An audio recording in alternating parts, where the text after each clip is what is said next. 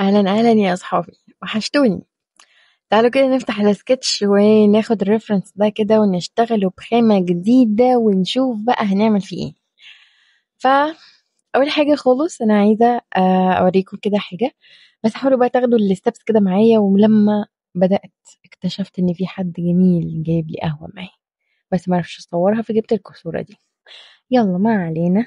المهم، شوية القهوة يعملوا شغل دلوقتي وهنشتغل أحلى فيديو مع بعض. سكتش كده لذيذ، بس هشتغله بقلم جاف، يعني هشتغله بحبر أزرق، مش هشتغله بالرصاص زي ما احنا متعودين. بس قلت ان انا بصراحة يعني من ضمن كده نحطه من ضمن بلاي ليست ليه سكتشز كل يوم. احنا نحاول كده نحافظ على البراكتس اللي احنا بنعملها عشان ما نضيعش الليفل اللي احنا بنوصل له أول بأول على قد ما نقدر يعني. فهخطف بقى شوية وقت كده وبنتي نايمة وهقعد اسكتش الفيديو ده او هسكتش البورتري ده، يعني مش عارفة ايه هسكتش الفيديو بس ما علينا. هسكتش البورتري واقعد اشتغل معاكم. بصراحة مش كل الأوقات بيبقى عندي طاقة إن أنا أقعد أشرح أكاديمي جوه الفيديو، أو حتى أقعد أتكلم بالفويس أوفر في شرح أكاديمي. لأ، ببقى اللي هو أفككم مني، فاهمين؟ كفاية بقى كل حاجة معلومات تقيلة وكده. فبحس إن أنا لأ، أنا عايزة ناخد الخطوات بس نكون بنتكلم عن حياتنا نفسها. فعايزة اقول لكم شفت القمر كده، بعدين كنت قبلها مصورة صورة ونزلت ان انا احطها ستوري على انستجرام او اي حاجة، فقلت اوريها لكم دلوقتي. قعدت عملت زوم 5 6 مرات. عايزة اقول لكم ان هو طلع بالمستوى ده باوبو رينو 2. يعني وانا اساسا دلوقتي معايا ريلمي اللي هو 13 نوت برو بلس. فعارفين انت اسمه رباعي ده بطاقة دي ولا ايه؟ المهم، فالمهم يعني الزوم في رينو اوبو رينو 2 كان احسن، فاداني الكواليتي دي في الفيديو في الصورة والفيديو كده. فقلت اشاركها معاكم بتاعة القمر. وعايزه اقول لكم القمر انا فعلا انا والقمر جيران، لان هو لما بيطلع بيعمل اضاءة جوه الارض عندي في الاوضة. في الاوض بتاعة الشقة بيعمل اضاءة على الارض، يعني لما بطفي النور بيبقى عامل هو اضاءة على الارض. او بيبقى قمر لؤلؤي كده جميل، سبحان الله بحب جدا يبقى ليا علاقة بالقمر. زمان كنت باقعد أتكلم معاه، كنت باطلع كده فوق البيت فوق في الروف واقعد بقى أتكلم مع القمر كتير كتير كتير، واقعد أحكي حاجات كتيرة قوي.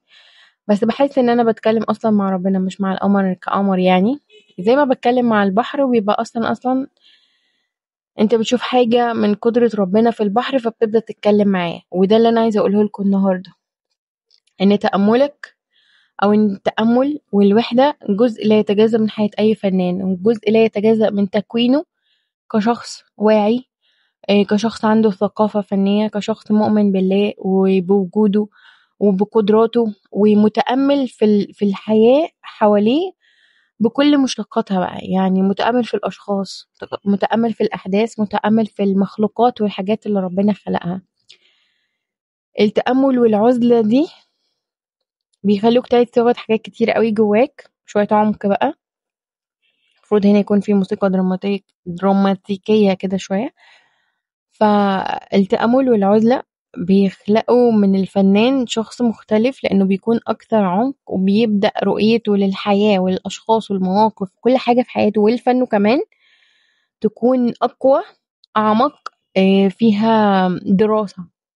عارف انت ما تقعد تعمل دراسة لعنصر، نفس الفكرة بالظبط بتحصل لما بتعمل تأمل أو بتاخد شوية وقت من العزلة، يعني قليلا كده من العزلة في حياتك، وتبدأ تعيد صياغة حاجات كتير جواك وفي أمورك وفي خطواتك وانت ماشي في طريقك. حتى البلان اللي انت عاملها عشان تحقق حاجة، بتبدأ ان انت تعيد صياغة البلان دي، وتلاقي ان في حاجات ممكن تتبدل او نقاط وخطوات ممكن تتبدل بنقاط وخطوات تانيين عشان يوصلوك لحاجة تانية أحسن بكتير من اللي انت عايزها. بس وانت ماشي في الطريق اكتشفتها ما كنتش مكتشفها قبل ده ما يحصل، أو قبل ما يحصل عزلة وتأمل.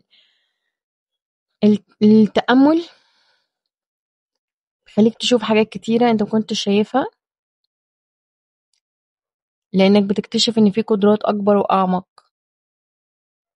قدرة كده عند ربنا ما ميز بيها حد من خلقه، قدرة إن هو عارف حاجات كتير إحنا منعرفهاش، أعلم بيها. حتى الخطة اللي أنت مخططها هو عنده خطة أحسن، جايز يعني تبقى شبه خطتك أو تتقابل مع خطتك في نقط أو في أوقات، لكن الخطة اللي ربنا حاططها لكل حاجة ولكل الخطوات أحلى وأجمل بكتير وأدق وأسلم و... وأنجح، والريزلتس بتاعتها أو الحاجات اللي ممكن توصل لها أجمل بكتير قوي قوي قوي من الخطط اللي انت بتكون مخططة لحياتك ومع نفسك. فاقعد واعمل عزلة كده لحياتك، يعني انفصل شوية عن الدوشة والزحمة والسكرولين طول الوقت وسوشيال ميديا وناس وزحمة وأصحاب. حاول لما تخرج اخرج مرة لوحدك، وده اللي هحاول أعمله الفترة اللي جاية كتير، لأن حاسة إن أنا محتاجة أتكلم معايا ومع أحداثي ومع يومي ومع أفكاري ومع حاجات كتيرة قوي. محتاجة أتكلم معاهم عن الأول، محتاجة ألاقيني جوه كل حاجة بعملها عشان أكون حساها أكتر، فأبسط أكتر، فأنتج بشكل أحسن، فيبدأ شغلي ينتعش أكتر من الأول، علاقاتي باللي حواليا تكون أحسن، طاقتي تكون ألذ وأقوى، عشان ده هيفرق معايا كتير كإنسان وكفنان. كفنان طبعا مش محتاجة أقول إن أنت بتشوف أكبر بكتير قوي من اللي أنت شايفه، وانت كل شويه بتشوف نفس الريفرنسز ونفس الاشكال ونفس الناس ونفس المناظر. لا، انت هتشوف بشكل مختلف تماما لما تبدا ان انت تشوف حاجات ليها تفاصيل اكتر، تدي نفسك في وقت بس انك تحس اللي انت شايفه، وقت ان انت تشوف تفاصيله وتفهمه اكتر وتحس بيه اكتر.